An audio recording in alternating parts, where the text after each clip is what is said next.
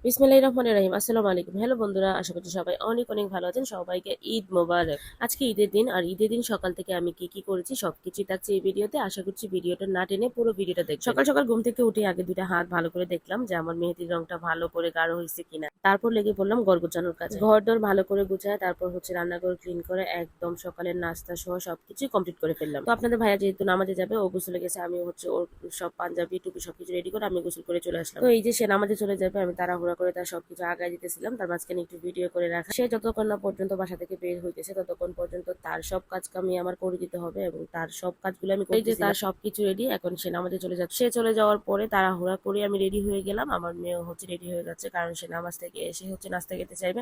একদম আমাদেরকে নিয়ে একসাথে বসে নাস্তা খাবে, যার জন্য খুব তাড়াহুড়া করে রেডি হয়ে গেলাম। এই যে আমার বিল্লুটাও রেডি হয়ে গেছে, কত কিউট লাগতেছে আমার বিল্লুটাকে, মাশাআল্লাহ। আমি আর আমার বিল্লুটা মিলে যখন ভিডিও ফুটেজ নিয়েছিলাম, তখন হঠাৎ করে আপনাদের ভাইয়া পিছন থেকে এসে আমাদের সাথে জয়েন হয়ে গেল। মাশাআল্লাহ, এই আমার ছোট্ট পরিবারটা।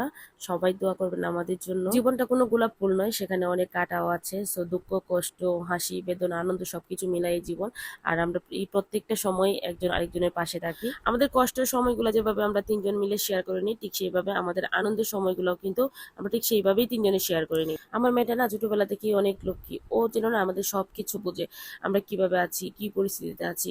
ও বড়দের মতো ঠিক আমরা যেভাবে সবকিছু মেনটেন করে চলি, ও ঠিক আমাদের সাথে ঠিক সেইভাবে মেনটেন করে চলে, একটু বুঝতে দেয়। আমি আল্লাহর দরবারে লাখ কোটি শুকরিয়া আদায় করি যে আল্লাহ তাআলা আমাকে এরকম নিয়ামত দিয়েছেন। আর এদিকে দেখেন তারা বাবা মেয়ে কি শুরু করছে, তারা কিন্তু এগুলো প্রায়ই করে, যখনই কাছাকাছি থাকে তখন এরকম দুষ্টুমি করতে থাকে। আপনাদের ভাইয়া নামাজ শেষ করে একদম কুরবানি দিয়ে তারপর বাসায় চলে আসছে। সবাই মিলে বসে পড়লাম নাস্তার টেবিলে, সবাই মিলে একসাথে নাস্তা করে ফেললাম তাড়াহুড়া করে, যেহেতু নিচে যাইতে হবে, গরু কাটতে হবে। সো আমরাও যাব নিচে, গরু কাটা দেখতে যাব। আর হ্যাঁ, আমাদের বাসায় কিন্তু আজকে আমাদের সাথে গেস্ট ছিল, আলিফ ছিল, আঙ্কেল ছিল। মাশাআল্লাহ, আমরা সবাই মিলেই নাস্তা করে ফেললাম। নাস্তা শেষ করে আমি যখন একটু ভিডিও বানাতে আসলাম, দেখেন আপনাদের ভাইয়া পিছন থেকে এসে আমাকে সম্মানের ডিস্টার্ব করতেছিল।